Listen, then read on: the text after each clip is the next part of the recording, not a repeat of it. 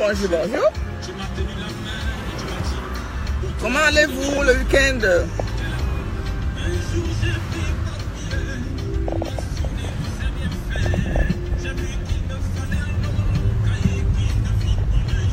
Bon,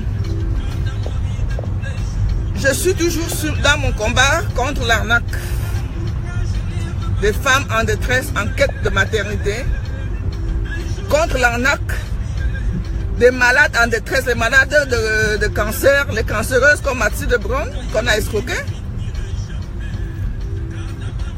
Parlons-en d'Elisabeth de Grémont, la veuve joyeuse. Comme moi, depuis là, je l'évite, vous m'avez poussé à bout. Finalement, Elisabeth de Grémont, c'est une toxicomane.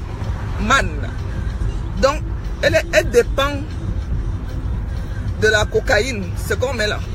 C'est une toxicomane reconnue. Et ces personnes sont prêtes à tout pour avoir leur dose de cocaïne. Elles dépensent en moyenne 80 € par jour pour sa dose. Elles dépensent, je dis en moyenne 80 €. Des proches d'elle me l'ont confirmé. Elle est déjà dépendante de ça, elle ne peut plus s'arrêter. Là où vous la voyez assise derrière Facebook, là, en train de clasher les gens. Elle dépense en moyenne 80 € par jour pour prendre la poudre. Ce n'est pas de colérie ce qu'on raconte. Je dis qu'elle dépend, elle est prête à tout pour se faire de l'argent et avoir sa dose de cocaïne, même s'il faut tuer. Moi, je regarde tout le temps les émissions, des enquêtes. Hein. Je ne suis pas comme vous passez ma vie sur Facebook à suivre les clashs à la con. Non, je suis chez moi en train de regarder. Je me suis abonné dans les émissions comme Colombe, des enquêtes réelles. Que les Blancs, mais les Américains, les Français, tout. Je suis abonné que dans ces chaînes-là. Poser des questions à mes enfants au Cameroun, j'ai pris un abonnement à moi juste pour les enquêtes. Pour les émissions des enquêtes. J'ai peut-être raté ma vocation, mais on ne peut pas s'amuser avec mon cerveau. Quand je me lève pour dire quelque chose, elle est fondée. Elisabeth de Grémont est une toxicomane reconnue. Je dis par jour, elle dépense 80 € pour la dose de cocaïne pour faire ça. Par jour, cette dame est à 80 €. Je dis minimum. Elle ne passe pas une journée sans. Elle ne passe pas une journée sans. Elle a dormi ici, en Suisse, dans une famille, chez une famille que je connais très bien. Elisabeth ne passe pas une journée sans faire ça. Tous les jours que Dieu a créé. Donc, de un, ne pouvait pas grader une grossesse. De deux, la grossesse ne pouvait pas la surprendre. La grossesse ne pouvait pas la surprendre parce qu'elle n'est pas apte à garder un bébé. La grossesse ne pouvait pas la surprendre. Maintenant, Cathy FMI a profité de cette sensibilité, de sa vulnérabilité, la dépendance à la cocaïne, pour lui proposer d'utiliser son gros ventre de fibrome. C'est passé pour une femme enceinte. Elle est obligée d'accepter parce qu'elle veut ça. C'est ça son problème. J'ai évité de parler d'Elisabeth depuis, mais vous m'avez poussé à bout. Parce que je suis boulot comme elle, les proches d'elle sont boulot. Les proches d'elle sont boulot. Et je connais ce qu'elle fait pour avoir sa dose. Elle vit de ça. Elle vit de ça. Elle ne passe pas une journée sans sniffer. Impossible. Quand elle sera en manque, elle peut faire n'importe quoi. Je crois que vous savez, les femmes, la cocaïne ne tue pas le bébé dans le ventre. Hein. C'est faux. Ça ne tue pas ni l'alcool. Mais à plus de 40 ans, quand même, il y a les risques. Mais je vous confirme qu'Elisabeth Grégoire n'était pas enceinte. Son gros ventre était pour avoir ses doses de cocaïne. Et c'est Cathy FMI qui lui fournissait un peu d'argent tout ce temps. Le temps que ça allait durer. Il était question que cet enfant meure un jour. Ça c'est clair. Cette grossesse n'aille pas atteint parce que ce n'était pas une vraie grossesse. Ça n'a jamais été une vraie grossesse. Elisabeth n'est pas une femme stérile. Elle a des enfants. Et la grossesse ne pouvait pas la surprendre. La grossesse ne peut pas surprendre Elisabeth parce qu'elle ne peut pas s'occuper d'un bébé en Europe. Même les deux qu'elle a eu là, elle a eu de la peine à les garder. Ce n'est pas la grossesse, c'était un gros ventre d'arnaque. Et c'est pour ça qu'elles font tout pour faire accepter les gens qu'elle a perdu le bébé, pour que l'arnaque continue. Et c'est ça, et moi je combats ça. Elles font tout pour croire aux gens qu'elle a perdu le bébé parce que l'arnaque doit continuer. Est-ce que vous comprenez? C'est ça que je combats. C'est pas parce que j'ai quelque chose contre Elisabeth. Elles font tout pour prouver aux gens qu'elle était enceinte et qu'elle a perdu le bébé parce que à cause de cette grossesse, Cathy FMI va dire que c'est elle. Elles vont continuer. Et l'arnaque va continuer. C'est pour ça que je combats la grossesse là, la fausse grossesse. C'est pas parce que je suis contre Elisabeth de Grégoire, non. Si vous acceptez qu'elle a perdu l'enfant, vous acceptez que l'arnaque continue. Et pourtant, c'était pas une grossesse, c'était une fausse grossesse pour arnaquer. Et si vous continuez à accepter qu'elle a perdu l'enfant, c'est pour ça que Cathy FMI se bat. Pour que cette grossesse, entre parenthèses, soit acceptée par les internautes, par ceux qui lisent, et que l'arnaque continue, même quand elle sortira de l'hôpital. Elle s'en fout. Parce que la publicité doit continuer, qu'elle était enceinte. Elle va dire maintenant qu'elle était enceinte par Cathy FMI.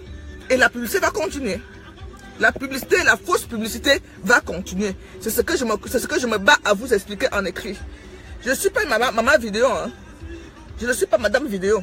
Mais maintenant, je vous explique pourquoi je m'accroche à Elisabeth Grégoire. Parce que sa grossesse était pour l'arnaque. Et si on accepte qu'elle était enceinte, chose qui est très fausse, l'arnaque va continuer. Ça va continuer. Parce que ce sera que c'est Cathy FMI qui l'a mis enceinte, même si l'enfant est mort. Mais elle était quand même enceinte. Voilà mon combat. Mon combat est contre l'arnaque. Je n'ai rien à foutre. Je n'ai rien contre Elisabeth Grégoire. Je ne la vois même pas. C'est une toxicomane.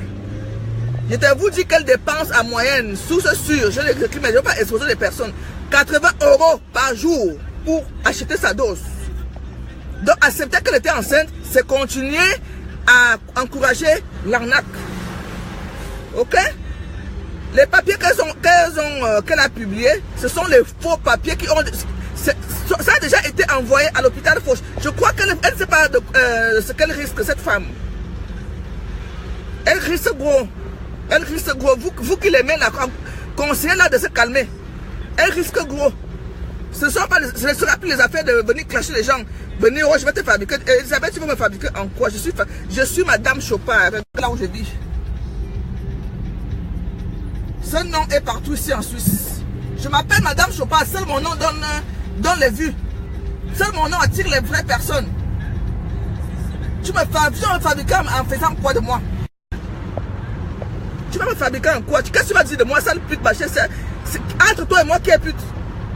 C'est qui la pute? C'est tout ce que tu vas dire. Tu vas dire quoi de moi? Qu'est-ce que tu vas dire de moi? Vous avez une seule photo de 6 ans en arrière ou 7 ans. Sortez-moi une autre. Vous allez dire quoi de moi? Elisabeth, tu vas bien dire quoi de moi? Qu'est-ce que tu vas dire de moi, Elisabeth? Arrête ton arnaque, arrête ton cirque. Arrête. Ça te fera... Tes enfants sont déjà placés dans les familles d'accueil. Toi-même, tu es déclaré toxicomane. Ce n'est pas derrière les femmes en détresse que tu vas venir acheter tes doses de cocaïne. Là, je refuse. Va dans une cure de désintoxication. Avant même ce problème, je t'ai vu en rêve où tu prenais la valise pour aller dans une cure, dans un centre de désintox. Je crois que ceux qui t'aiment là doivent te conseiller ça. Parce qu'ils ne savent pas ce que tu endures. Par jour, cette dame dépense l'argent, elle est prête à tout pour avoir sa dose par jour. C'est de ça qu'elle vit. C'est ça qui la maintient. Vous savez ce qu'on appelle dépendance à la drogue, à quelque chose? Elle est toxique. Regardez sur les explications toxicomanes. Elle est toxicomane. Ce que les Lolo Machin disent là, c'est vrai.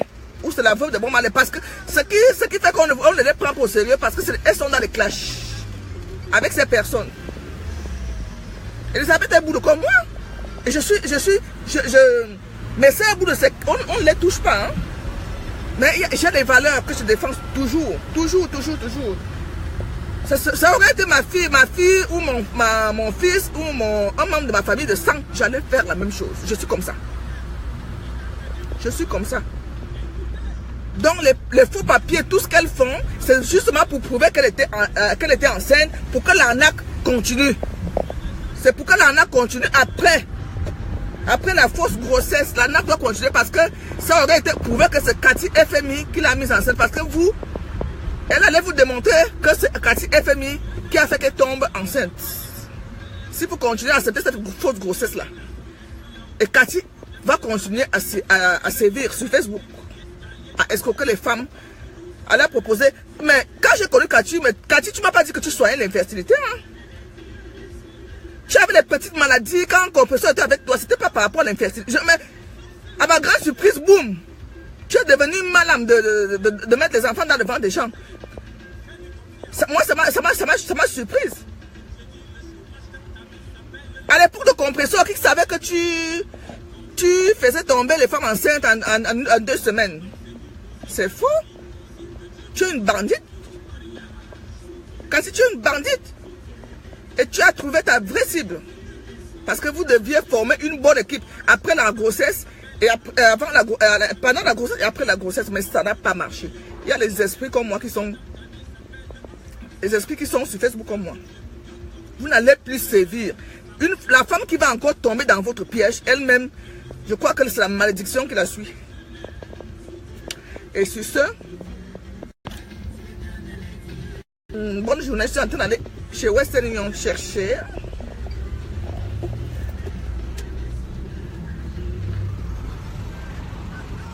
l'argent la commande d'une femme. Voilà. Bisous, bonne journée. La police est devant moi.